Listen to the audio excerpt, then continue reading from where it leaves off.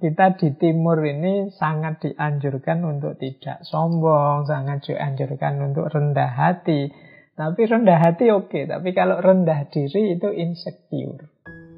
Assalamualaikum warahmatullahi wabarakatuh. Bismillahirrahmanirrahim. Jadi saya tidak tahu teman-teman pernah merasa begini enggak? Yang pertama merasa bodoh. Bodoh banget kok ya aku itu. Kok ndak pinter toh ya aku, kok balik-balik keliru toh. Ini rasa ini kalau ndak dikontrol, ndak hati-hati akan jatuh pada insecurity. Akhirnya kita disuruh ngapa-ngapain terus, wah ndak berani saya itu bodoh saya itu ndak pinter saya itu kalau ngomong agak ndak rapi, agak pelekak-pelekuk Nah ini rasa ini akan membawa kita pada insecurity. Kalau kita terus-terusan seperti ini ya kita ada di state insecure. Ini kan diksi yang sering kita dengar di sehari-hari biasanya sesama teman. Apalagi kalau kita punya teman pinter, sudah pokoknya kita identifikasi diri kita itu sebagai orang yang bodoh.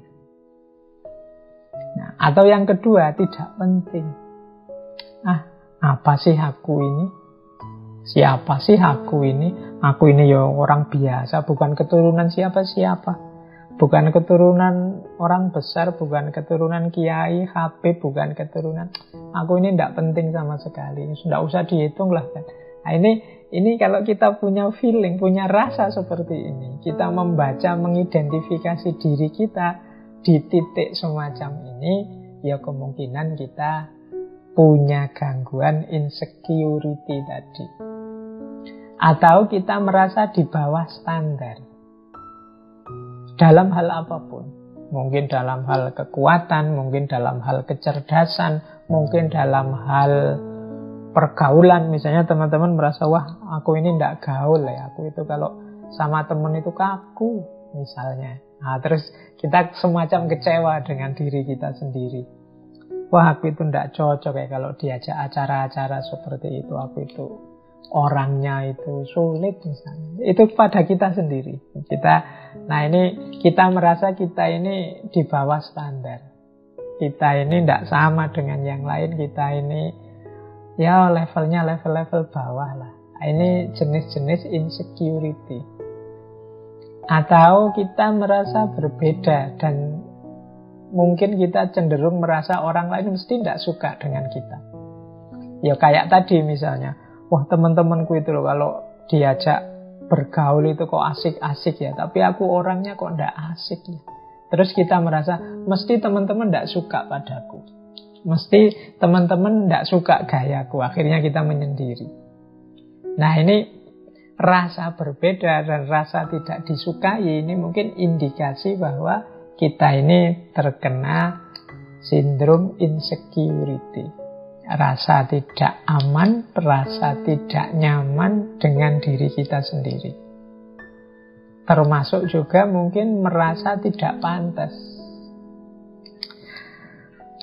Aku ini tidak pantas kalau harus jadi ketua misalnya. Aku ini tidak pantas kalau jadi yang ngurusi. Aku ini tidak pantas kalau jadi. Nah ini sering kita temui orang-orang yang seperti ini. Merasa dirinya tidak level, tidak pantas. Ya, dalam kadar tertentu untuk kesopanan misalnya, untuk tawaduk kalau dalam agama tidak masalah sih. Tapi kalau di level akut, ini bisa mengacaukan urusan.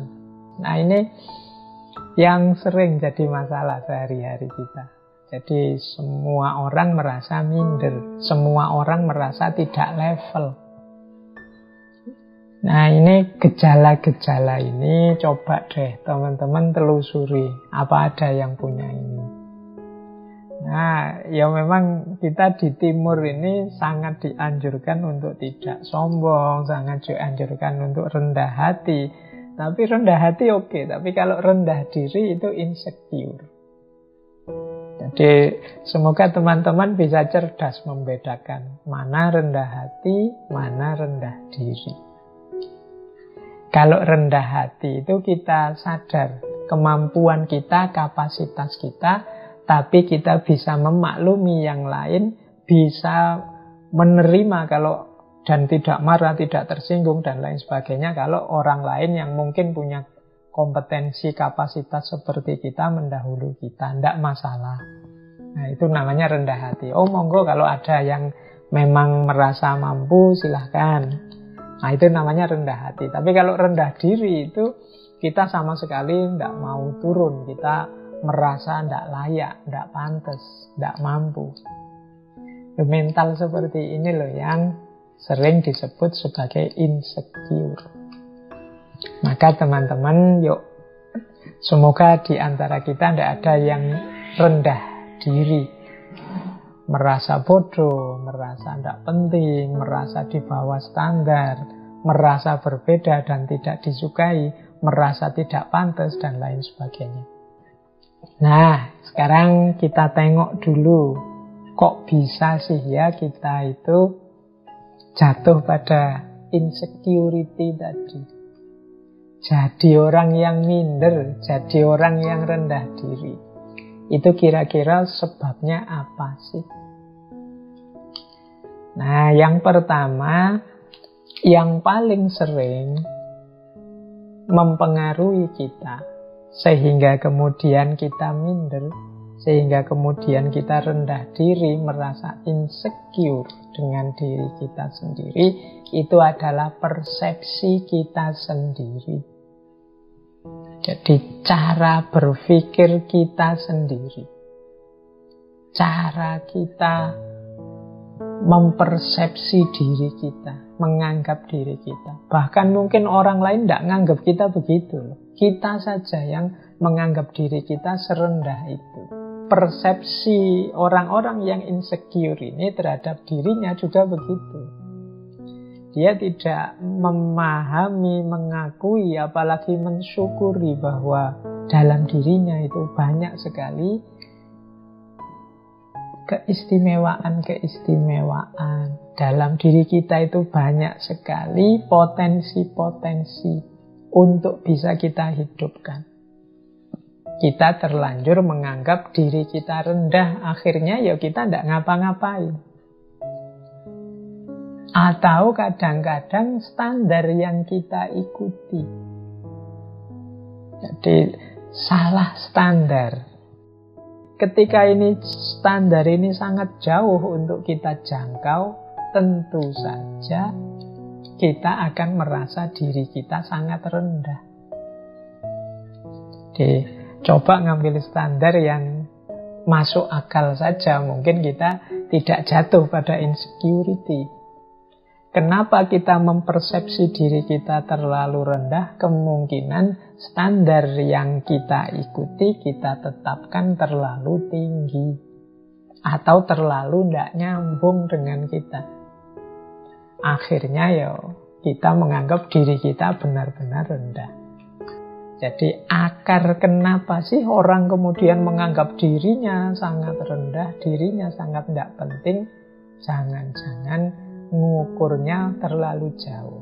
Bukan berarti salah, tapi standar yang terlalu jauh ini membuat kita merasa diri kita terlalu rendah, sehingga tidak semangat untuk mencapai ke sana. Akhirnya berhenti, apalah aku ini. Nah, ini yang pertama biasanya. Yang paling banyak sebenarnya yang pertama ini. Persepsi kita terhadap diri kita dan juga standar-standar yang kita ikuti. Yang kedua, yang jadi akar dari situasi insecure yang kita alami adalah emosi.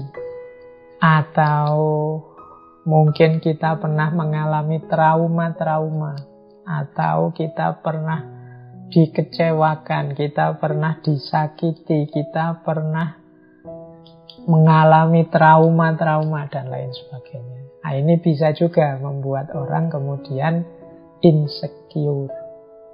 Misalnya merasa tidak dicintai orang tua, misalnya orang tuanya pilih kasih, ada yang dianak emaskan, ada yang dianak tirikan misalnya. Nah, itu kemudian dia merasa terluka, batinnya merasa, oh mungkin aku ini orang tidak penting, mungkin aku ini anak yang tidak diinginkan, anak yang jelek sehingga orang tua tidak milih aku. Nah, ini terus muncullah rasa insecure. Mungkin kita pernah ditinggal orang yang kita cintai, ditolak orang yang kita cintai, kita sudah tekad-tekatan nembak kok ya ditolak. Apalagi nolaknya pakai argumen lagi.